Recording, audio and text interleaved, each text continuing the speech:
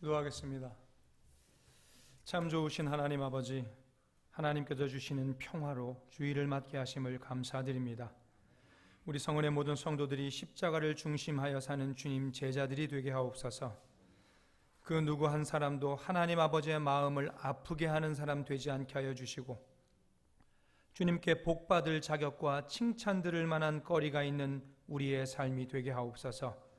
오늘도 우리들 가운데 임재하셔서 예배드리는 성도들의 하는 일마다 형통케 하시고, 저들의 아픔이 치유되게 하시고, 기도의 제목들이 응답받게 하시고, 이루어져야 할 것들이 이루어지고, 삶에 막힌 것이 뚫리는 기쁨을 맛보게 하여 주옵소서. 우리들은 세상에서 살아가는 동안 말하는 순간마다, 행동마다 주님의 형상이 나타나는 그리스도인들이 되게 하여 주시고, 하나님의 기쁨이 되는 삶을 선택하며 살아가게 하옵소서.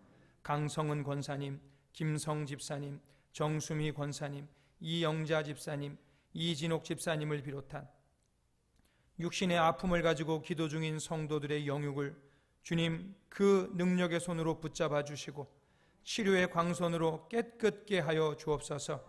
주의 종과 성도들의 기도가 능력이 되게 하시고, 힘이 되게 하시고, 효험이 되게 하옵소서. 수험생들에게 마지막까지 열심 있는 마음을 주시고, 건강 붙잡아 주시고, 주님이 주시는 지혜를 사모하게 하셔서 선한 결과를 우리 모두가 보게 하옵소서. 오늘도 이 예배와 교회를 예배위원으로, 성가대로, 교사로, 차량봉사, 주방봉사로, 방송부원으로, 재정부원으로, 새가족부로, 교회의 성전미화로 섬기는 이들과 그 밖에도 여러 모양으로 교회를 위해서 헌신하는 성도들의 땀방울이 하나님 앞에 아름다운 헌신의 증거가 되게 하여 주셔서 감당할 수 없는 축복의 이유, 축복의 통로가 되게 하옵소서. 군문에 들어가 있는 우리 아들들, 오늘도 집 출근해 있는 우리의 지체들,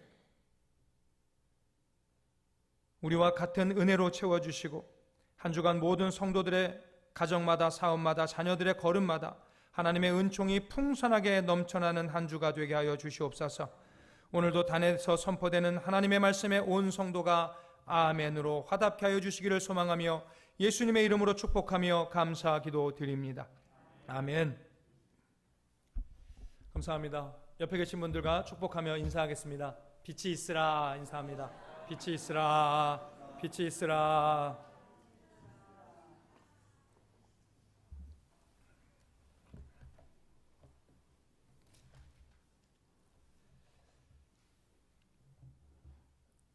길에 가다 보면 많은 커플들이 걸어 다닙니다. 그런데 우이천에서 팔짱을 끼고 아주 천천히 걸어가는 노 부부를 본 적이 있습니다. 할아버지는 조금 건강해 보이시는데 할머니는 조금 몸이 불편하신지 지팡이를 짚고 걸어가십니다. 그런데 할아버지가 이 할머니에게 자기의 팔을 내주고, 할머니는 할아버지의 팔짱을 끼고 함께 걸어가는 모습이 보기에 참 좋았습니다. 그분들이 젊어서부터 그렇게 친하게 사이좋게 팔짱 끼고 다니는 사이였는지는 잘 모르겠지만, 현재 그 두 분의 모습은 너무나 아름다워 보였습니다.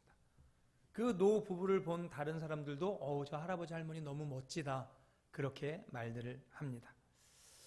사람은 그렇게 함께 걸어갈 때 아름답고 함께 걸어갈 때 멋져 보입니다. 만약에 그 두 분이 각자 따로 걸었다면 어땠을까? 자기는 할머니보다 더 건강하다고 할아버지가 5m쯤 앞서서 걸어가고 있었다면 어떻게 보였을까? 그러면서 왜 그렇게 천천히 오냐고 만약에 할아버지가 거기다 소리까지 한번 질러줬다면 그 모습은 보고 있는 우리들에게 결코 아름답게 보이지 않았을 것입니다. 함께 걸어가는 것, 그 자체가 사랑입니다. 주님과도, 우리 예수님과도 함께 걸어가는 사람이 주님을 사랑하는 사람이죠. 세상 일 해야 된다고 주님보다 앞서 가시면 안 됩니다. 나의 욕심과 나의 이기심을 먼저 채워야 한다면서 주님과 함께 걸어가는 것을 거부해서도 안 됩니다. 언제 어디서나 우리는 주님을 초대하고 주님 곁에 딱 붙어서 주님 팔짱 끼고 우리는 함께 걸어가야 됩니다. 그런 신앙인이 멋져 보이고 그런 신앙인이 아름다워 보입니다. 교회에서는 어떨까요? 우리가 교회에서 봉사하고 헌신하는 것도 마찬가지입니다. 나는 빠른데 너는 느리다고 소리 지르면 아름답지 않습니다. 나는 잘하는데 너는 못한다고 면박 주면 아름답지 않습니다. 잘 못하고 느리면 옆에서 팔짱 껴주고 함께 가면 됩니다. 도와주면 되는 거예요. 느려도, 여러분 속도가 조금 느려도 함께 가는 것이 아름답고요, 잘 못해도 함께 하는 것이 멋진 겁니다. 우리가 이번 주는 대청소로, 다음 주에는 또 교회 김장으로 우리가 봉사하게 되죠. 우리가 함께 하는 겁니다. 어떤 마음과 자세로 우리가 김장을 하고 어떤 마음으로 오늘 대청소를 해야 되는지 아실 겁니다. 우리는 모든 일에 주님과 함께 팔짱 끼고 나란히 걷는 그런 성도들, 다른 성도들과 함께 나란히 걸어가는 그런 복되고 아름다운 멋진 성도들이 되시기를 예수의 이름으로 축복합니다. 오늘 본문은 세베대의 아들 야고보와 요한이 주님께 찾아와서 자신들이 원하는 바가 있다고 주님께 기도하는 그런 내용인 거죠. 우리가 주님께 말하는 걸 기도라고 하기 때문에, 주님께 아뢰는 걸 기도라고 하기 때문에 지금 이 야고보와 요한은 주님에게 기도하고 있는 거예요. 대부분의 성도님들이 기도할 때 그 기도하는 성향을 세 가지로 나눌 수가 있습니다. 첫째는 그의 나라와 그의 의를 구하는 그런 기도입니다. 그러니까 그의 나라와 그의 의를 구하는 성도들, 그분들의 기도는 무엇을 하든 하나님의 뜻을 묻고 조심스럽게 행동을 합니다. 이분들의 기본 마인드는 언제나 하나님께 영광입니다. 하나님의 영광입니다. 복음을 위하는 일이라든지 교회에 도움이 되는 일이라면 헌신하시는 분들이에요. 자신의 바쁜 시간을 내어서라도 하나님의 나라를 위해서 봉사하고 눈물로 기도하시는 영적으로 성숙한 그런 분들인 거죠. 그런 분들이 많을 때 교회나 가정이나 풍성해집니다. 두 번째는요, 일신상의 기도 제목이나 생활 속에서의 은혜를 간구하는 거죠. 그런 기도예요. 삶에 꼭 필요한 것들을 얻기를 구하고 그것을 기도하고 그 구하고 얻은 것을 통해서 하나님의 영광을 나타내기를 소망하는 그런 분들이죠. 이런 분들은 아직 영적으로는 청소년기여서 아직까지는 자기의 삶이 최우선이지만 시간이 조금 지나고 계속 그 모습으로 살다 보면 영적으로 어른이 되고 주위를 돌아볼 줄도 알게 되고 책임을 질 줄도 알게 되고 감당하려고 하는 그런 삶으로 성장하게 됩니다. 세 번째는 개인의 욕심이나 자존심이 기도의 제목이 되는 사람들입니다. 욕심으로 꽉 차 있는 그런 기도죠. 어떤 교회에서 있었던 일인데요, 권사님 한 분이 플로리스트예요. 플로리스트면서 꽃집을 운영하는 그런 분이세요. 이분의 남편은 교회의 장로님이신데 중국 공장의 책임자로 발령이 나서 1년에 서너 번 한국에 들어오셔요.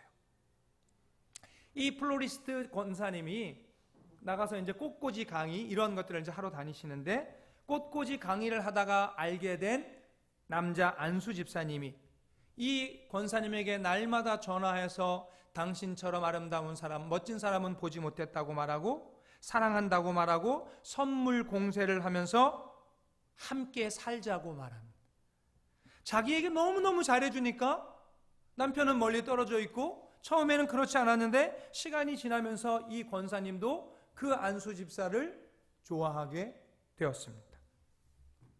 그런데 문제는 뭐냐면 이 안수 집사라고 하는 분이 40일 특별 새벽 기도 재단을 쌓는다는 거예요. 그런데 그 기도의 제목이 뭐냐면 40일 특별 기도의 제목이 뭐냐면 지금에 살고 있는 아내하고 이혼을 하고 이 권사님하고 함께 사는 것을 기도 제목으로 놓고 특별 기도 40일에 들어갈 거예요. 그리고 이 권사님에게도 당신도 그렇게 기도하라고 그래서 그 기도 제목으로 기도를 하는 거죠. 그 권사님이나 그 안수 집사님이나 기도는 하고 있지만 그들의 기도가 정욕으로 쓰려고 잘못 구하고 있다는 것을 삼척동자라고 해도 다 알 수 있을 것만 같은데 본인들은 그것이 사랑이라고 호도하면서 착각하면서 본인들은 모르고 있는 거예요.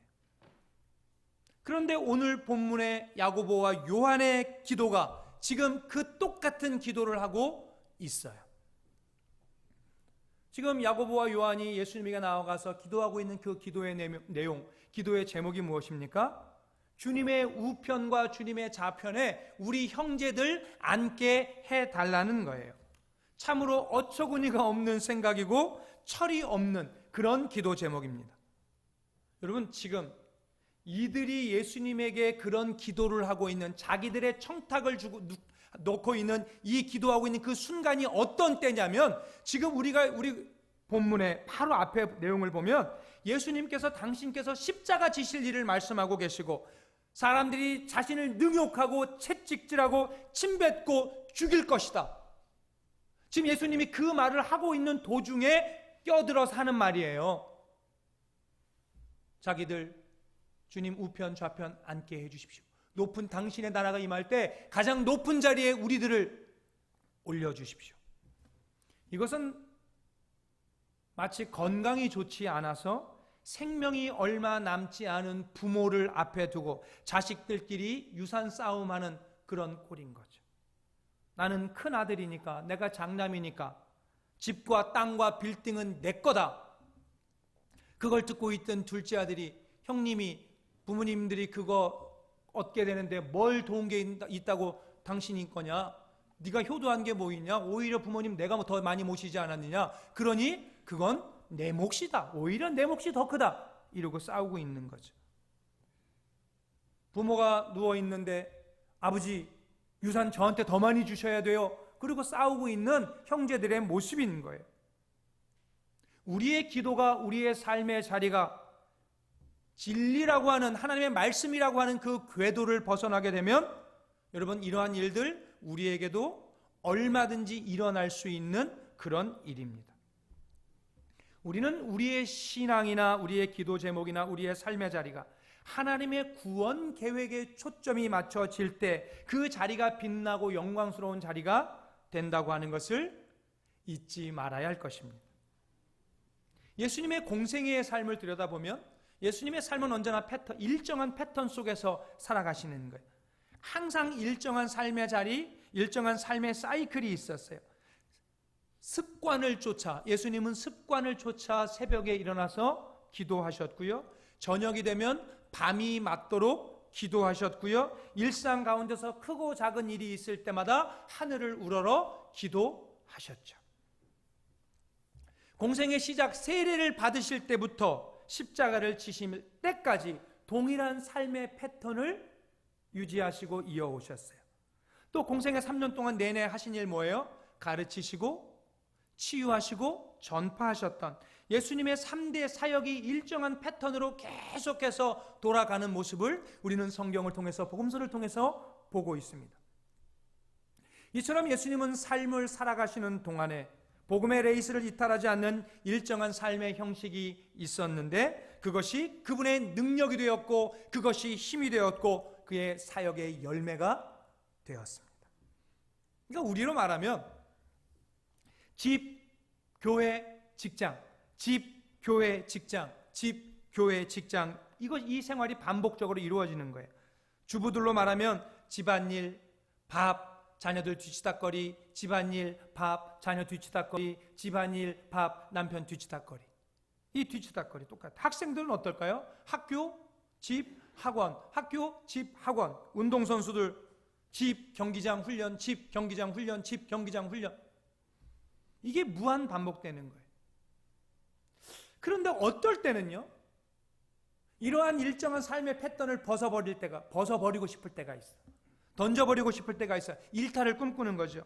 그런 삶들이 다람쥐 쳇바퀴 도는 것과 같은 그 일정한 삶의 패턴이 지겨워져서 지루하게 느껴져서 이탈하고 싶고 탈선하고 싶고 힘들어서 벗어 던져버리고 싶을 때가 있다는 거예요.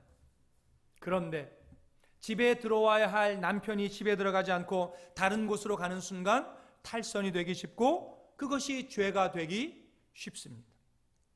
출전해야 될 운동선수가 이탈하는 순간 선수로서의 모든 생명력을 잃게 되는 겁니다. 성도가 예배의 자리나 기도의 자리나 말씀의 자리나 은혜를 나누는 그 자리를 이탈하는 순간 사단 마귀는 우는 사자처럼 그 사람을 삼켜버려서 그 사람이 지금까지 받은 은혜를 다 소멸시켜 버리는 거예요. 그러니까 예수님처럼 끝까지 자신의 삶의 자리, 자신의 삶의 패턴을 지키는 것이 능력이 됩니다. 예배의 자리, 기도의 자리, 말씀 자리 지키는 것이 축복인 줄로 믿으시기 바랍니다. 성도는 누가 뭐래도 어떤 일이 있어도 자신이 있어야 될 자리에 있어야 됩니다. 부끄럽고 수치스러운 자리에 없어야 돼요. 지금의 자리가, 내가 지금 있는 이 자리, 지금 예배드리는 이 자리를 말씀드리는 게 아니라 여러분들이 삶의 자리로 돌아갔을 때 거기에서 있을 그 자리가 후일에 부끄럽고 수치스러운 자리가 될 수 있다면 박차고 나올 수 있는 용기가 여러분들에게 있어야 합니다. 성도는 지금 그 자리에서, 바로 그 자리에서 죽어도 부끄럽지 않은 그런 자리에 있어야 되고요. 누구를 만나도 부끄럽지 않은 몸가짐으로 살아야 되고요. 지금 누가 들어도 부끄럽지 않는 말을 하는 자리에 있어야 되는 거예요. 어떤 분, 제가 아는 분이 있어요. 그분은 문자가 이렇게 목사님이신데 많은 문자들이 올 거 아니에요? 모든 문자를 보면 그 자리에서 다 지워요. 지워. 근데 거기에 뭐냐면 성도님들 많이 와. 그 성도님들이 목사님 뭐 사랑합니다. 뭐 어쩌고 이런 거 있잖아요. 다 지우는 거예요. 왜 그래? 목사님 그걸 왜 다 지우세요? 그랬더니 일일이 뭐하러 그걸 다 지우세요?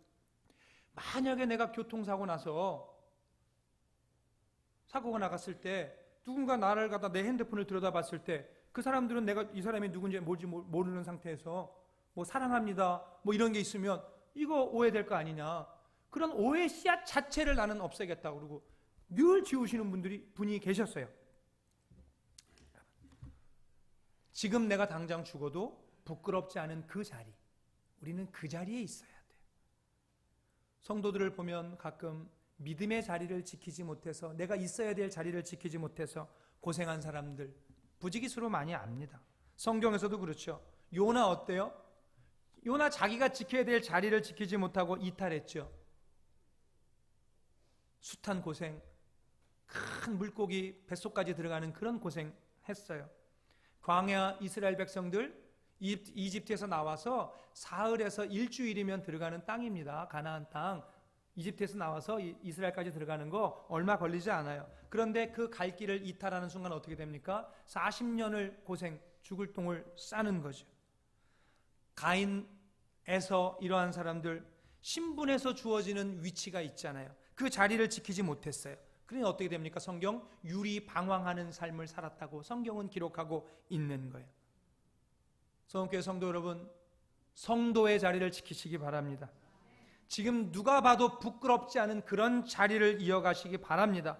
결국 그것이 여러분들이 있어야 될 자리를 지키는 것, 그것이 여러분들의 울타리가 될 것이고, 그것이 여러분들의 보호대가 될 것이고, 결국 그것이 우리들의 면류관이 될 줄로 믿습니다. 지금 이 시대의 한국 교회가 왜 이렇게 지탄을, 한국 성도들이 이렇게 욕을 먹는 시대가 되었습니까? 크리스찬들이요? 여러분, 성도들이 있어야 될 자리를 이탈했기 때문이에요. 있어야 될 자리를 지키지 못했기 때문입니다. 성도들이 있어야 될 자리 어디입니까? 정직한 자리예요. 깨끗한 자리예요. 공의의 자리예요. 하나님을 두려워하는 자리예요. 그런데 그 자리를 잊지 않고 이탈해서 크리스찬들이 넘어서는 안 될 그 선, 그것들을 넘어섰기 때문에, 넘어가 버렸기 때문에 지금 한국 교회와 한국 기독교가, 한국의 크리스찬들이 이렇게 힘든 시절을 보내고 있다고 생각을 합니다. 지금이라도 우리 크리스찬들은 신앙의 명분이 있는 자리로 돌아가야 됩니다. 그런데 그 자리가 어디냐는 거예요. 오늘 본문으로 보자는 거죠. 오늘 본문에서 주님은 그 자리가 바로 어떤 자리라고 말씀하고 계시냐면 섬김의 자리라고 말씀하고 계세요. 강성훈 권사님께서 잘 읽어주셨어요. 43절 44절 너희 중에는 그렇지 않을지니 너희 중에 누구든지 크고자 하는 자는 너희를 섬기는 자가 되고 너희 중에 누구든지 으뜸이 되고자 하는 자는 모든 사람의 종이 되어야 하리라. 섬기는 부모가 자녀를 큰 사람으로 이끈다. 키운다. 섬기는 부모가 자녀를 큰 사람으로 키운다고 하는 우리가 너무나 잘 아는 미국의 전혜성 박사가 쓴 책의 제목입니다. 크리스찬이었던 전혜성 박사 잘 아시죠?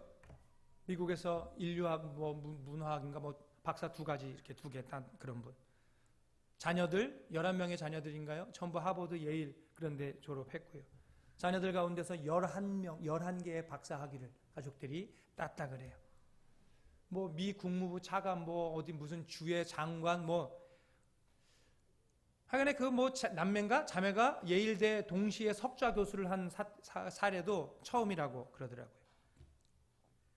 그분이 전혜성 박사가 책에서 자녀 교육의 비법을 말하고 있는데, 자녀가 큰 사람으로 크기를 원한다면 섬기는 자로 기르라 이렇게 말해요.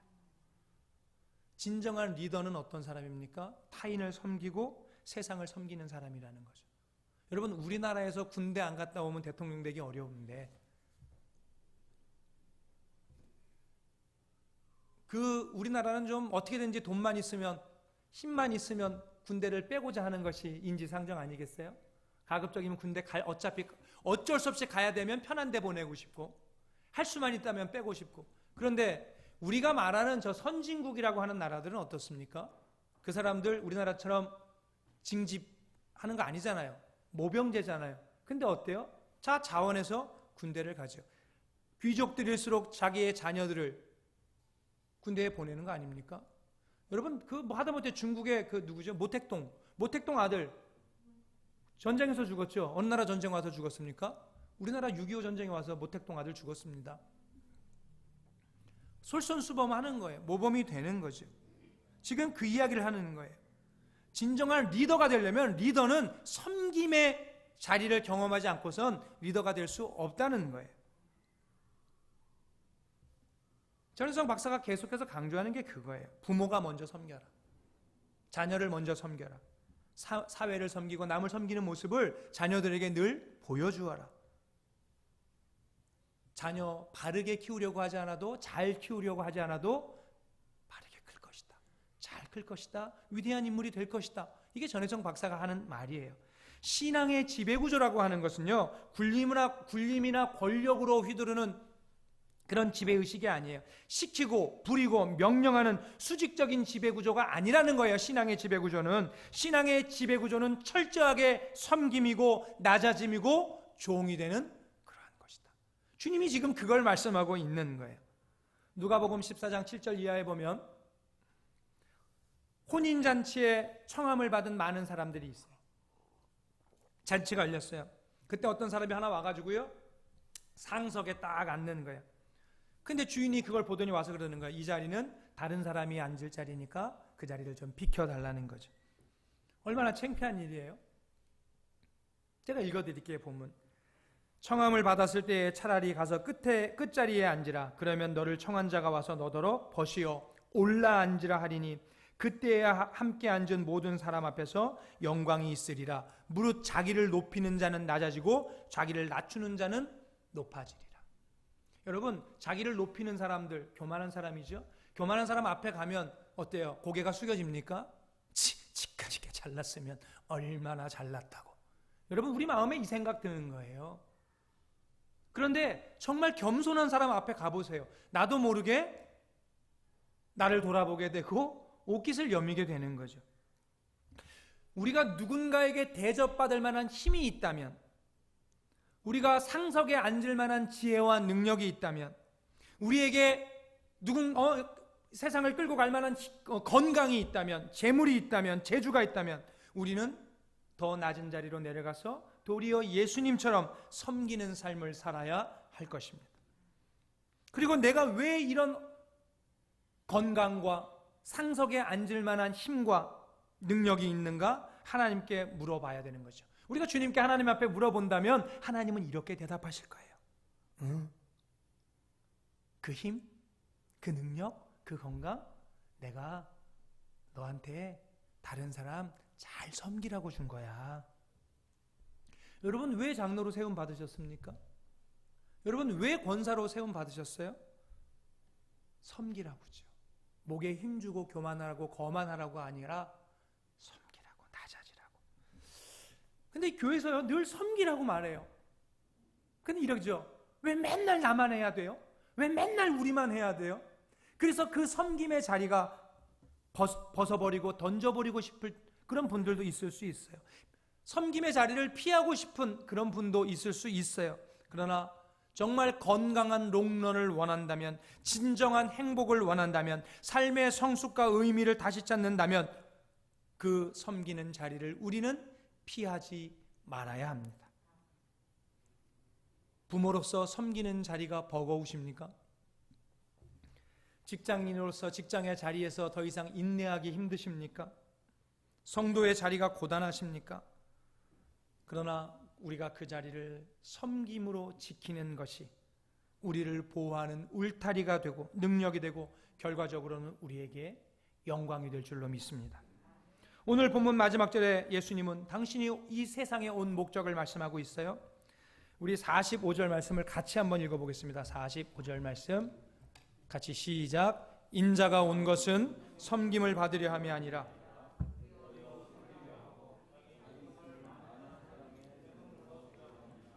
예수님 이 땅에 오신 목적, 공생의 3년, 30년 사생애의 목적, 섬김이었다는 거예요. 영적 표대가 희미해진 이 시대, 우리가 살펴야 될 자리, 우리가 지켜야 될 자리, 우리가 가야 할 자리는 섬김의 자리입니다. 이 연말에 섬길 자리, 섬길 사람이 있는가 좀 주변을 살펴보시기 바랍니다. 노예 필리핀 중부 루손 교구 그 노예에서 선교 편지가 왔습니다. 코로나로 인해서 우리보다 필리핀은 우리나라는 K-방역이 지금 세계적인 모범이 되고 있어서 우리 막 늘어났다 해도 늘어났어도 우린 세 자리 숫자잖아요. 100몇십 명, 200명. 근데 다른 나라들 뭐 보세요. 하루에 막 미국이나 이런 나라들 막 10몇만 명. 필리핀도 어마어마하대요. 교회들이 다 문을 닫고 있고. 그래서 문제가 생겼죠. 교회 목사님들이 사례를 못 받는다. 사례를 못 드린다. 그래서 그쪽에서 필리핀에서 운동이 일어난 게 뭐냐면 한 사람 목사님 최저 사례비 마련해서 주기는 운동. 그것이 우리 노예에 와서 우리 노예에서 35명의 목회자들의 최저 생계비를 우리가 만들어서 보내자라고 지금 회의를 했고 우리 교회도 어제 공문이 왔어요. 우리 주변에 최저 생계비, 그러니까 한 푼도 받지 못하기 때문에 그분들의 최저 생계비가 얼마냐면 한 구자가 30만 원이에요. 뭐 필리핀 그 단위가 있겠지만 우리 돈으로 이렇게 했을 때 어려운 분들이 있는 거죠. 살펴야 될 자리가 있어요. 졸리도 어렵다고 또 편지가 왔어요. 우리 주변에 우리 외국분이겠습니까? 여러분들이 우리가 살아가는 삶의 주변에도 얼마나 우리가 섬겨야 될 사람들이 많습니까? 여러분 물질로만 섬기나요? 또 그런 거 아니에요. 우리가 몸으로 섬기는 거죠. 이웃사랑 섬김부에서 매주마다 목요일, 금요일 양 이틀간을 온 시간을 내가지고 맛있는 음식을 만들어서 우리는 6개 동을 맡았죠. 6개 동에 쌍문 1, 2, 3, 4동, 방학 1, 3동인가요?